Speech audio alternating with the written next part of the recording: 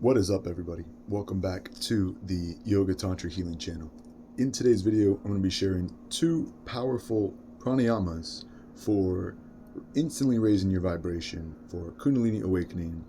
And these are two more advanced pranayamas or breathing exercises. So if you're new to yoga, if you're new to, especially if you haven't had any Kundalini experiences, you may want to just practice regular asana, meditation, mantra, some of the other things we share on this channel, and just learn to regulate your breath naturally before you try these powerful pranayamas.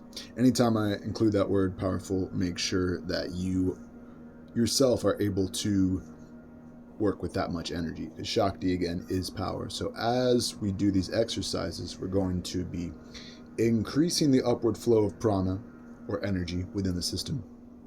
These are two very essential pranayamas in the yogic tradition, in the Kundalini traditions, and more commonly they're known as breath of fire, but today I'm going to bring back the ancient names of the two variations of what breath of fire is attempting to get us to do in more modern yoga practices and teachings, and that is the Kapalbhati Pranayama, or the skull shining breath, and the Bhastrika Pranayama, or the Bellows Breath. So I'm going to demonstrate these for you guys, and essentially what you're going to want to do for any pranayama practice is find a comfortable seat.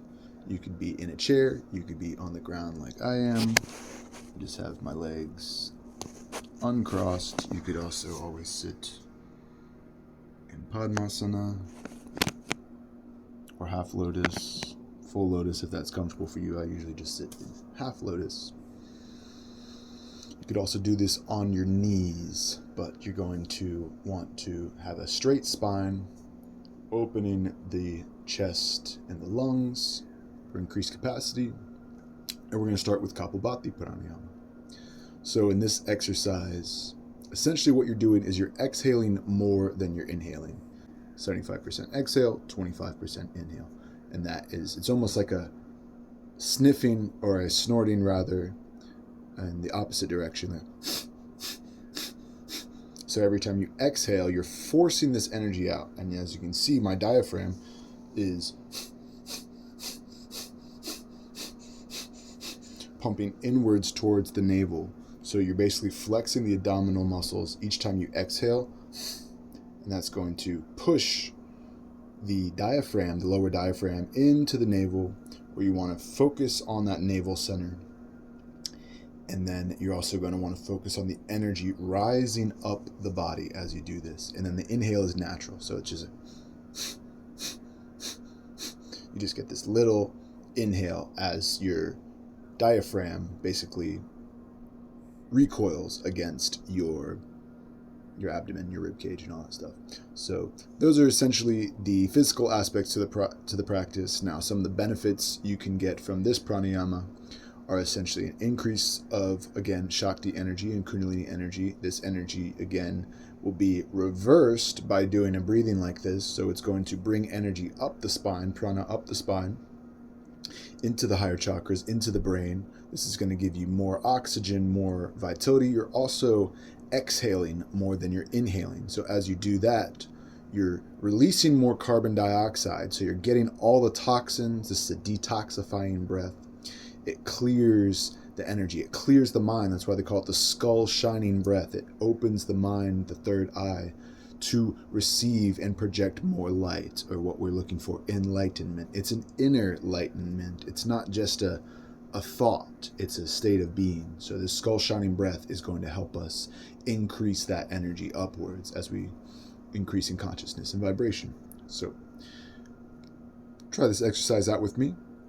We're going to do 40 rounds, and then we'll do a breath retention at the end. So we're going to exhale all the air out, then we're going to hold. You're going to squeeze the abdominal muscles in. Like if that was relaxed, you're going to squeeze that in, tighten that with all the air out. And you're going to also lock the root, so Mula Banda, and then Udayana Banda, which is the stomach lock. So as you're squeezing the pelvic floor muscles, then you squeeze the navel in, And last, Jalandhara Bandha, which is bringing the chin down to the upper chest here, and that is the neck lock. And this is creating a circuit of energy. Put your tongue to the tip of your mouth.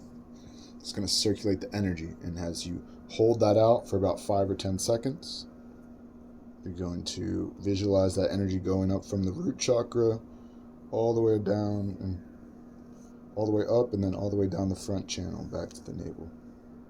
And you're creating a circuit of energy. So we're going to do 40 breaths of Kapalbhati Pranayama. You can join along and rewind if you need more instructions, or do 2 or 3 rounds. Sometimes it's good to do about 100.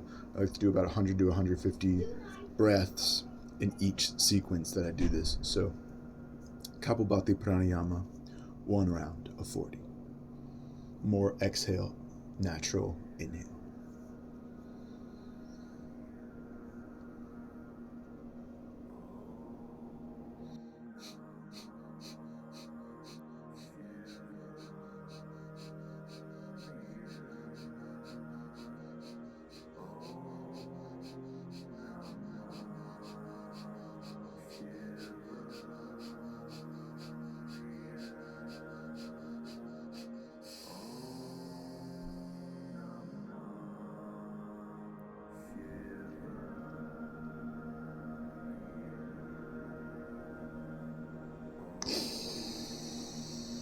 Take a deep breath in and relax.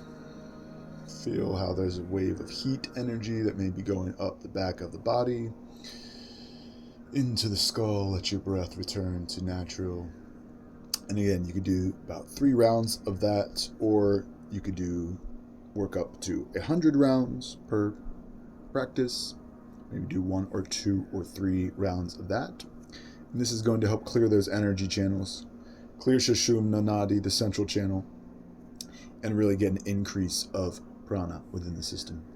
So now we're going to talk about Bhastrika Pranayama, which is the Bellows Breath, or again, the breath of fire. Like bellows that they use on a fireplace, you're basically sending wind, or vayu. You're sending this large amount of wind and prana into that sacral navel chakra, and you're arousing the Kundalini with this fire. You're stoking the internal fires and then raising that energy up to the head. So like that smoke rising through the chimney, you can kind of imagine this energy like a fire. Each breath, you're increasing that heat, increasing that pranic energy. And then as you do the breath retention at the end in the Maha Bhanda, you then circulate this powerful energy throughout your system. And like smoke through a chimney, you know, that etheric nature begins to manifest, or the spiritual, the subtle essence.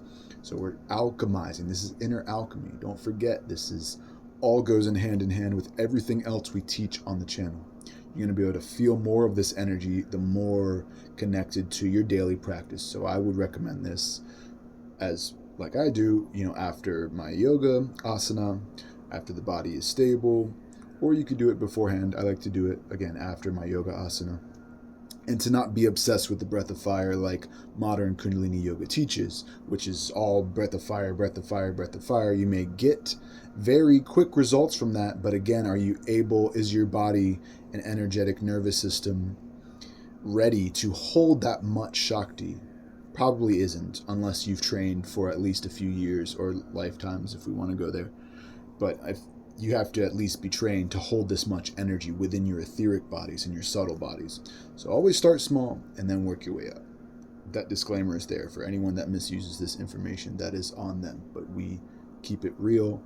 Connect this with your whole practice and you'll see the most results. Now, Bhastrika, we're going to do 50 rounds of Bhastrika.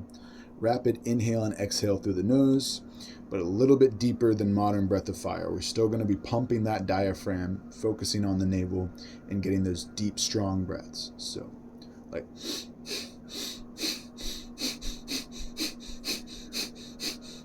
either speed is good. For this one, we're going to go a little more rapid inhale and exhale, but you could also do it at that same slow, sustained rhythm and then just count out each breath. So 50 rounds or 50 breaths, 1 round of Bhastrika Pranayama.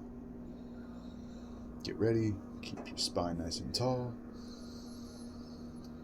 And we'll begin in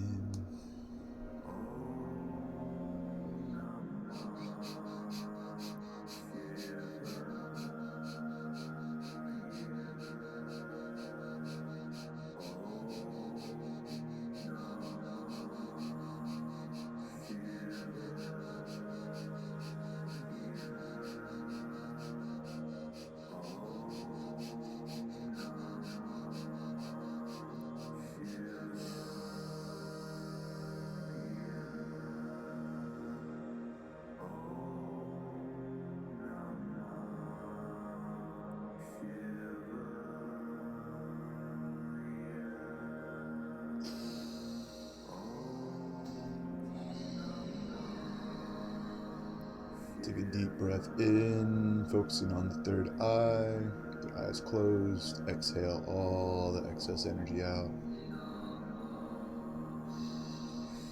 And let your breath just return to a natural rhythm. Naturally, what you may experience after these breaths is that your breathing rate for the remainder of the day is at a slower, more calm. So you're getting all this intensity into the nervous system, and you're also, with Kapalbhati, you're getting it out. You're exhaling more than you're inhaling. Bhastrika, you're charging. Inhale and exhale are equal. So with each of these, you're getting an increase in the energy within the body. And with one, you are exhaling all that excess, getting a parasympathetic nervous system. Then again, the breath retention with Maha Bhanda is kind of the secret key, and again, an advanced exercise that you shouldn't be practicing if you're a beginner with yoga.